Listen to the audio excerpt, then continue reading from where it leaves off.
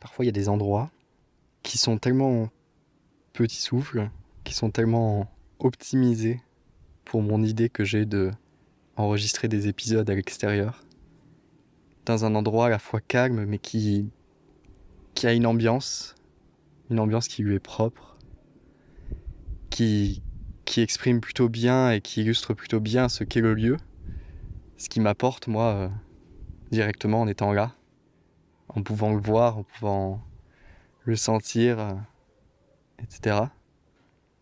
Parfois, il y a des spots qui sont tellement optimisés que tu te dis, mais il faut que j'enregistre, j'ai pas d'autre choix.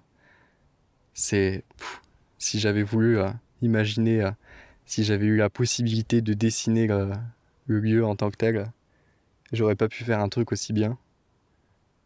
Je pense que quand j'ai enregistré ces épisodes au Jardin des Curiosités à Lyon, quand je me suis retrouvé à Montréal, sur ce belvédère du Mont-Royal qui donne une vue sur la ville, à chaque fois j'ai eu certainement le souvenir ou une énergie, une sorte de souvenir ancestral, je sais pas comment dire, de l'endroit où je me trouve à l'heure actuelle.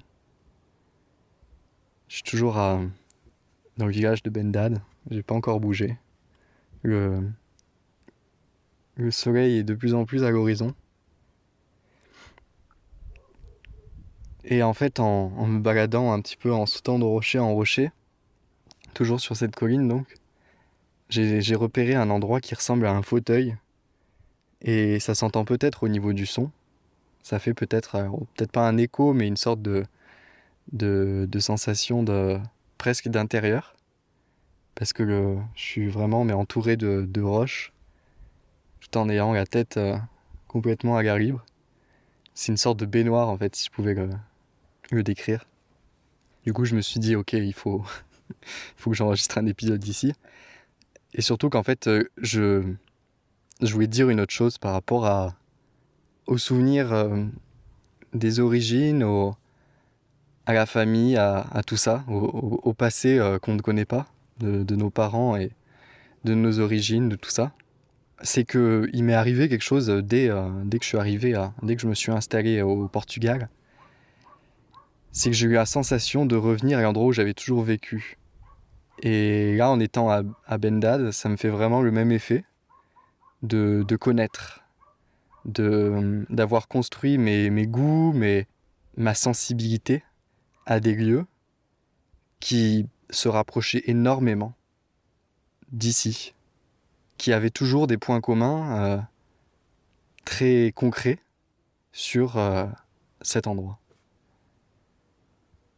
Le premier qui a toujours été là de mes souvenirs quand on m'a raconté Bendad, ça a été les roches qu'il y avait ici, donc un petit peu là où je me trouve.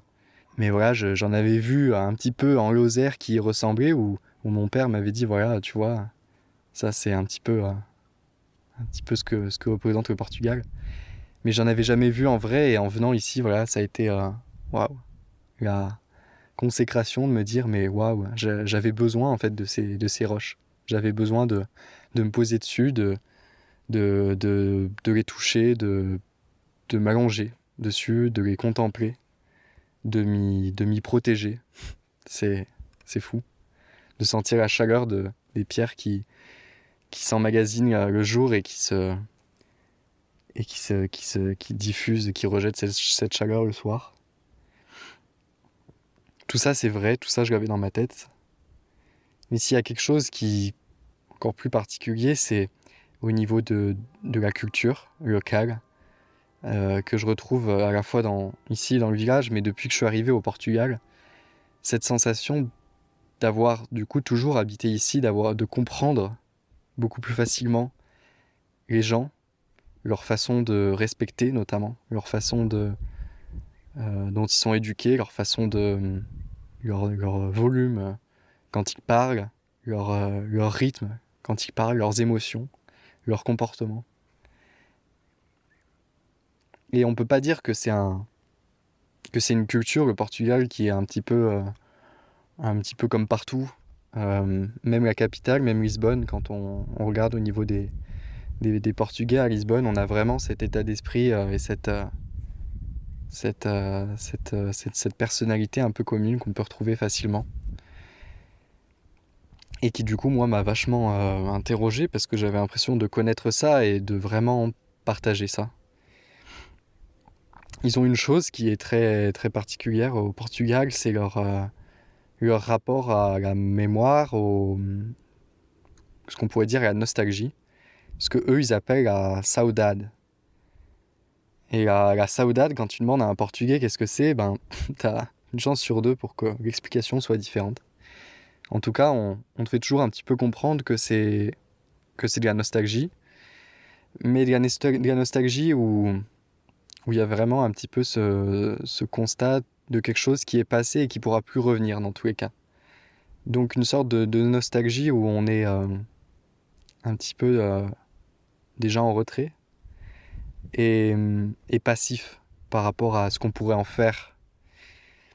Et donc ça crée en fait une attitude et un sentiment qu'on retrouve quotidiennement chez beaucoup de personnes au Portugal, qui ressemble à une sorte de tristesse, de mélancolie.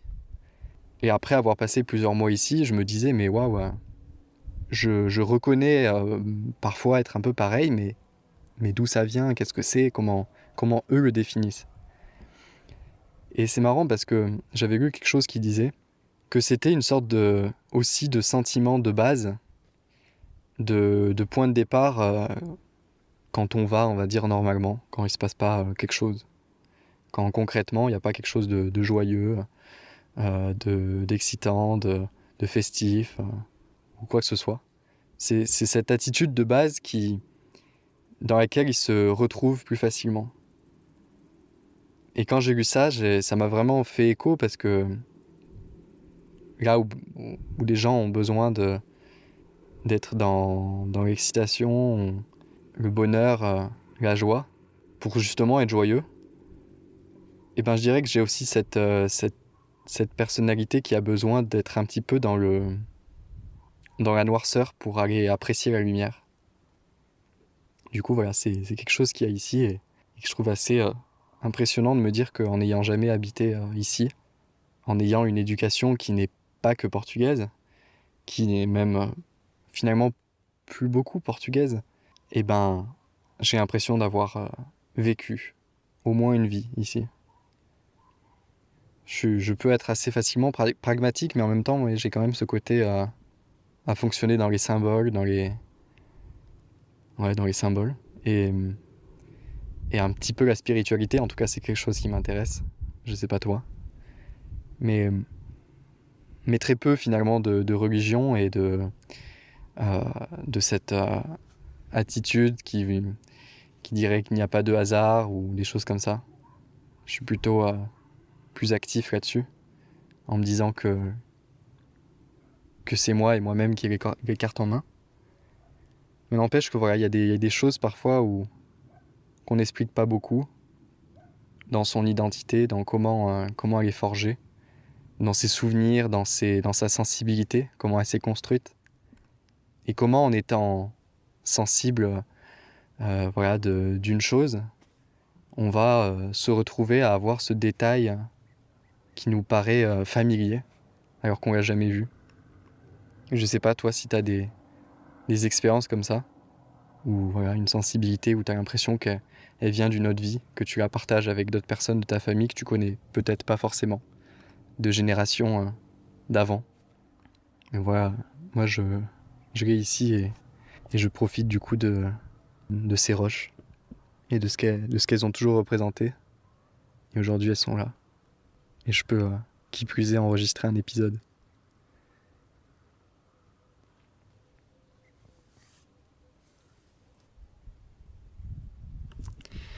Dans l'autre épisode que j'ai sorti avant, j'ai oublié de parler d'une chose que je voulais dire à la fin pour finir l'épisode. J'en profite pour bouger. Et en fait, c'était un conseil lecture. Ça faisait longtemps que j'en avais pas fait. En tout cas, je répète souvent les mêmes bouquins. Là, c'est un nouveau, et ce bouquin, il s'appelle Par les routes, de Sylvain Prudhomme.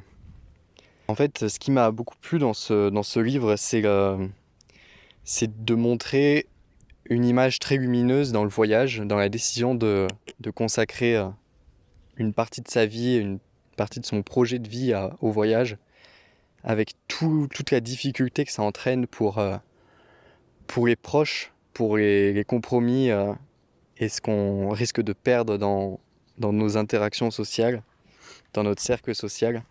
Et ce livre, il peint cette réalité-là de façon elle est presque un peu cruelle, hein, comme certaines personnes pourraient le voir, parce que ben voilà, ça implique de se détacher de personnes, ou plutôt que certaines personnes se détachent de nous. Mais ça le peint d'une façon très lumineuse, et ça montre que le voyageur peut très bien en fait cohabiter avec les non-voyageurs, avec ce que ça apporte de positif en fait dans l'équilibre. C'est l'histoire d'un écrivain qui habite à Paris et qui décide de déménager pour aller habiter un petit village dans le sud de la France. Dans le livre d'ailleurs, il n'est pas nommé le village, on sait juste qu'il s'appelle V. Et donc il va s'installer là-bas, il part du principe qu'il a besoin de calme, qu'il a besoin de nouveau pour continuer l'écriture de ses romans. Et il va s'installer là-bas, et en fait il découvre que par le plus grand des hasards, il s'installe dans le même village où en fait son meilleur ami quand il était jeune s'est aussi installé et a même aménagé avec une femme avec qui il a eu un enfant. Donc le voyageur qu'il connaissait d'avant, parce que voilà, c'était son meilleur ami, était un vrai voyageur, se retrouve finalement du coup casé avec une famille, des responsabilités, une maison qui a priori ne lui appartient pas, qui loue, qui précise ça à ce Parisien, à cet écrivain, comme quoi voilà, il loue, donc ça va. Ça m'a fait rire de lire ça. Alors qu'en général c'est plutôt le contraire. Et en fait, voilà, du coup, on va dire au début du roman, on inverse un petit peu les rôles. L'écrivain qui, lui, en fait, s'était détaché quand il était plus jeune de son meilleur ami parce qu'il en avait marre de supporter. Enfin, voilà, il supportait plus sa vie d'aventurier, surtout qu'il essayait du coup d'entraîner l'écrivain dans ses aventures pour pouvoir continuer à se voir, se côtoyer. Et du coup, un jour, voilà, il a préféré lui dire je préfère que nos chemins se séparent. Et là, en se retrouvant dans le sud de la France, voilà, les rôles se sont presque inversés parce que l'écrivain arrive et lui, il est tout seul. Et l'histoire, après, je te laisserai découvrir ce qui se passe dans le roman si tu veux lire. Mais ce qui est intéressant de suivre, c'est que le voyageur, revoyant du coup son meilleur ami d'enfance, reprend goût à vouloir comme ça partir en autostop. Il le fait. Voilà, il part sur 2-3 jours. Et ces durées sont finalement, au fur et à mesure, de plus en plus longues. Et du coup, va se passer des choses dans l'équilibre de son couple, de sa famille, dans ses rapports avec son ancien meilleur ami. Et en fait, là où, quand il était plus jeune, il avait énormément voyagé en autostop, et que là, il reprend, il va se rendre compte que son vrai projet de voyage et d'autostop, il va le faire à ce moment-là, et non pas quand il était plus jeune. Que ça donne aussi un bon espoir parfois sur les choses, parce que parfois on a l'impression qu'un grand chapitre de notre vie où on a vécu à fond notre passion, on a vécu à fond dans un projet qu'on avait toujours voulu faire, parfois on a l'impression qu'elle se ferme, qu'elle s'arrête, et en effet elle peut s'arrêter, mais qui sait qu'elle ne reprendra pas, et ne reprendra pas à un niveau beaucoup plus élevé. Moi je suis dans cette période, du coup j'ai besoin de cet espoir-là, parce que bien sûr je continue toujours à voyager, mais j'ai comme une sorte de page qui s'est tournée, et cette vision, cette opinion que la Nouvelle-Orléans, l'épisode que j'avais fait à la Nouvelle-Orléans, était un petit peu le sommet de cette vie-là, de découverte à l'aventure, à découvrir le monde et à s'en sentir d'une légèreté et d'une liberté ultime. Donc peut-être que tout ça n'est pas fini et surtout reprendra de façon beaucoup plus élevée. Je me le souhaite. Mais voilà, en tout cas, je te conseille Par les routes de Sylvain Prudhomme pour ces raisons-là. Et je te dis à très vite.